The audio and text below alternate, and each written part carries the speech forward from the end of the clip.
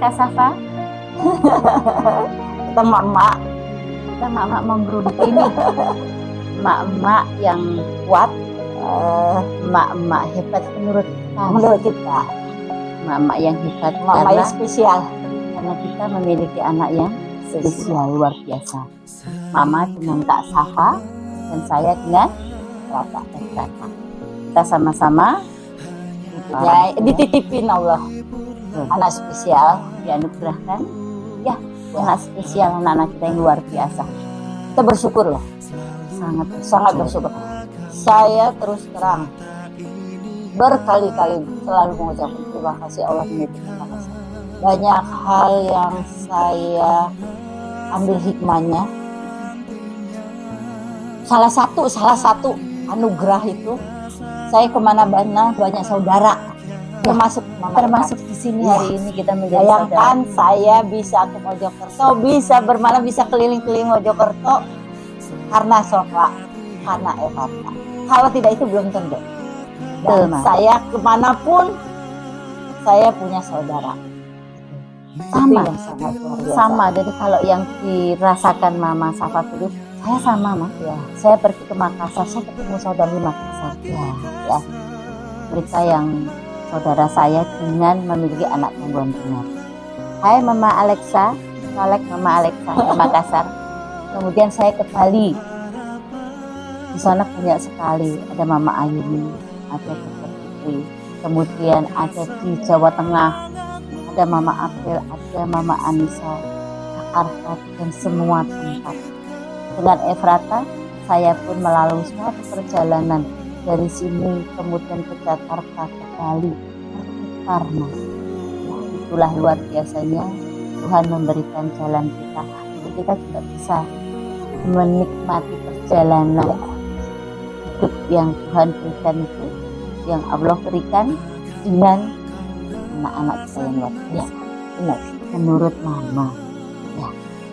Aku nih, saya jadi deg-degan. Jadi menurut Mama nih ya, apakah ada sekarang itu kepuasan? Ya, sekarang kakak saya sudah begini, sudah puas nih, sudah selesaikah inspirasi kita atau perjuangan kita seperti menurut Mama Safa? Jangankan anak kita yang mulai mempunyai, menurut tanda kutip ya, kekurangan di bidang pendengaran, kita yang seperti ini aja orang tua kita kan menganggap kita seperti apa kan, gitu juga.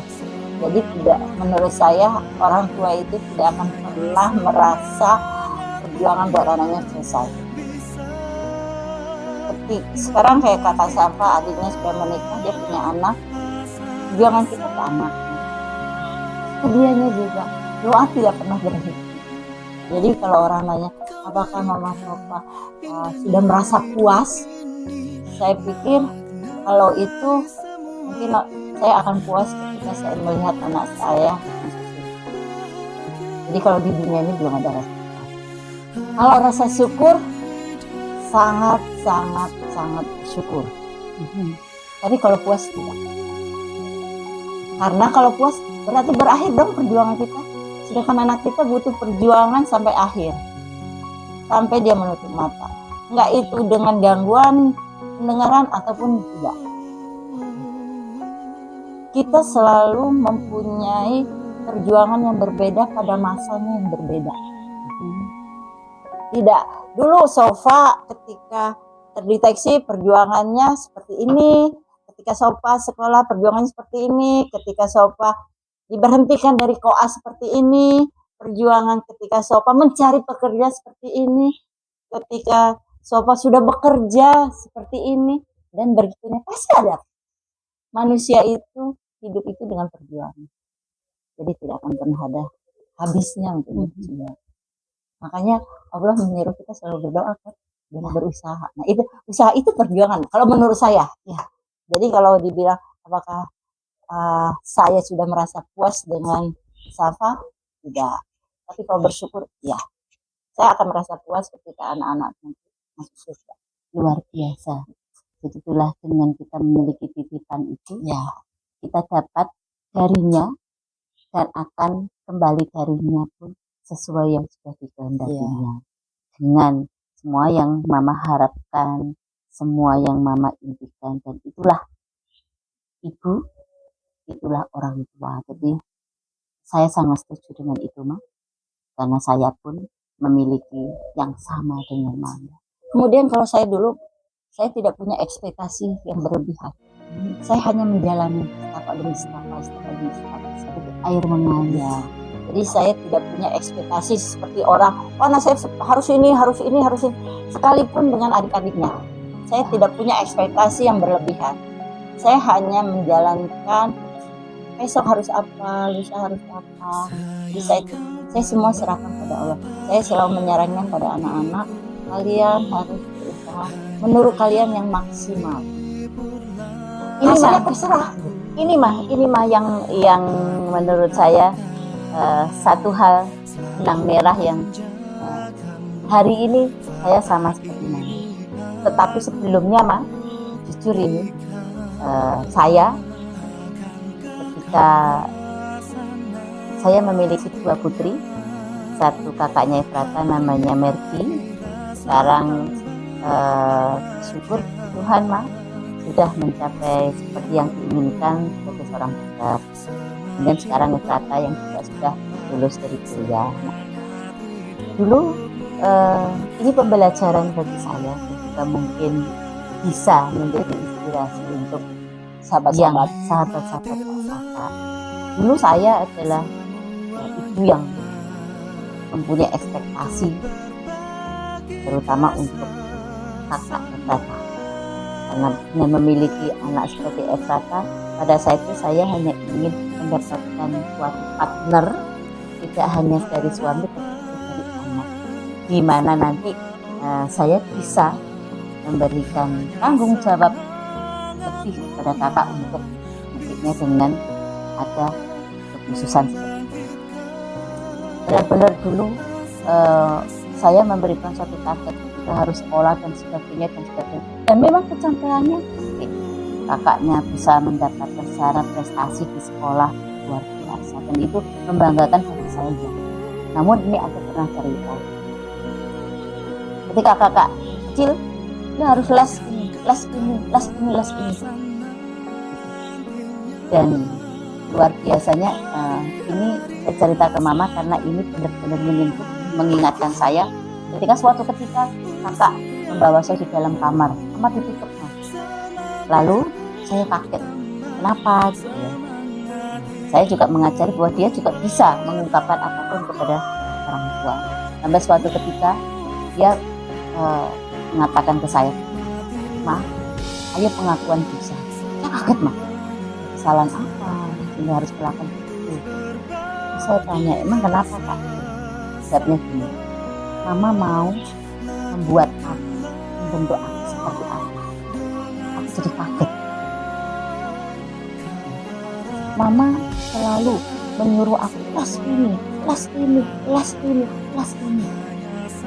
Dari situ akhirnya saya punya kesadaran bahwa setiap anak dia punya dunianya sendiri, punya jalan sendiri, dan mereka juga punya hidup sendiri. Saya tidak bisa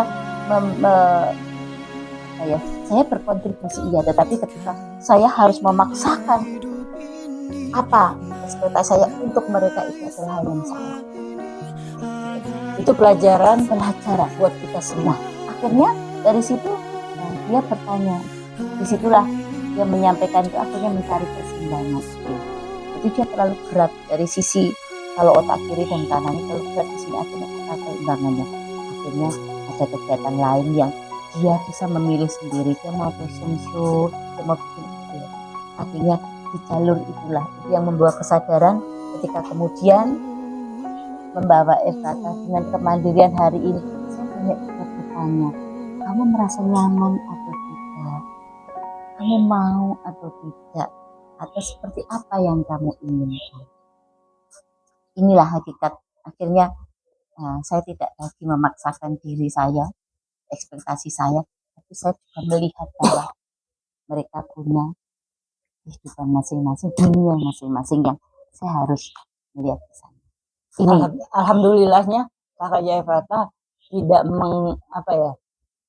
tidak menganggap dia menjadi korban ambisi orang tua ya. tidak, karena pada masa itu adalah dia sudah punya kesadaran itu ketika awal-awal SMP nih, sudah punya kesadaran sehingga menyadarin ya. Betul, ketika SMA, ketika sudah memasuki itu. Jadi ini kita sama-sama ibu, kita memiliki anak yang luar biasa, tapi kita juga memiliki anak-anak yang juga luar biasa di dalam hidup kita. Jadi mungkin ini bisa menjadi inspirasi baik sobat Kakak Safa ya, yang dengan anak gangguan dengar meskipun juga dengan mereka yang memiliki anak yang tidak gangguan dengar. Jadi ya mungkin ini berumpi mak-mak yang ya pengakuan juga mak ya, bahwa kita sebagai orang tua, sebagai mak pun juga punya kesalahan ya juga punya hal yang kurang lahir di tahun yang dulu, yang mungkin hari ini kita berharap bahwa generasi yang sekarang yang mendatang adalah generasi yang bisa lebih baik daripada karena kita. Informasi lebih banyak. Kalau dulu kita untuk mendapatkan informasi semua hanya dari apa ajaran dari orang tua, ya, nenek buyut kita ya. Terus kalau saya itu dulu apa yang saya lakukan itu sesuai dengan logika saya aja, nggak ada contoh. Bagaimana mau mencontoh, kan kalau udah ada contoh tinggal menjalani yang udah ada. Kalau saya dulu nggak ada. Jadi kalau dulu tuh saya bilang, saya jatuh harus bangun sendiri, saya kepentok harus berobat sendiri, saya luka harus obatin sendiri. Nah, makanya saya merasakan itu perjuangan saya itu luar biasa berat. Kenapa saya bersedia untuk merenung? Saya ingin ibu-ibu yang mengalami yang dititipin anak seperti anak saya, jangan terasa apa yang kita lakukan dulu. Sekarang kalau kalian jatuh, ayo kita bangun, kita bantu yuk gitu. Kalau kalian luka, ayo saya bantu obatin gitu. Bagaimana caranya? Ya kita diskusi gitu. Apa yang harus kita lakukan? Kalau dulu saya nggak ada teman diskusi kecuali keluarga. Makanya disinilah kesadaran itulah yang akhirnya kami ya, terutama di wilayah Jawa Timur, di Surabaya, akhirnya kami bentuk komunitas. Dengan kau itu benar-benar kami bisa sharing, kami merasakan dengan anak kami begini. Jadi ibaratnya seperti HP ya, kami dicas, kami memiliki masukan begini, saling menguatkan. Itulah fungsi daripada kita memiliki suatu komunitas. Jadi kita ibaratnya jatuh itu kita benar-benar tidak jatuh, tapi kita bisa bangun lagi dengan tangan. Saya itu dulu Bu, mulai tahun 2006 rumah saya itu setiap bulan ada pertemuan. Dulu untuk yang pakai alat bantu dengar kan belum ada komunitasnya. Saya bikin itu, saya keliling, saya ke Malang, Cirebon, ke mana-mana. Saya bukan membanggakan anak, tapi saya ingin supaya orang tua itu jangan merasakan seperti saya dulu, jatuh harus bangun sendiri. Sekarang ayo kita sama-sama yuk bangun gitu, berikan tangan untuk menggandeng.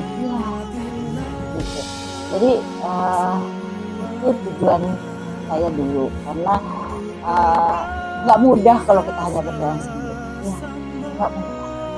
Kita sudah ngalamin. Kita ngalamin. Nah, sahabat Kakak Safa yang di luar yang mempunyai anak gangguan pendengaran, yuk kita bergandengan tangan untuk kemajuan anak-anak kita. Apapun masalahnya, ayo kita diskusi bareng, kita carikan solusinya sama-sama. Siapa tahu bisa saling menguatkan ya, terutama mental ya, menjadi orang tua yang harus, karena mental seorang ibu itu luar biasa, kayak roller coaster ya, menangani anak disabilitas. Jangan tanya, nggak serta merta saya tuh seperti sekarang yang bisa ikhlas ya, tidak, semua perlu proses. Yuk kita bergandengan tangan untuk anak-anak kita meraih mimpinya seperti anak-anak yang lainnya ya, bisa meraih mimpi. Ya, sampai ketemu di lain kesempatan, dan mohon maaf kalau obrolan kami mak-mak ngerumpi ini ada yang salah kata. Kita mohon maaf sebesar-besarnya, kita bukan menggurui, kita hanya bercerita perasaan kita, apanya kita. Biar di luar sana juga ngerasain. Ya oke, jangan lupa share, like, dan komen. Oke, assalamualaikum warahmatullahi wabarakatuh.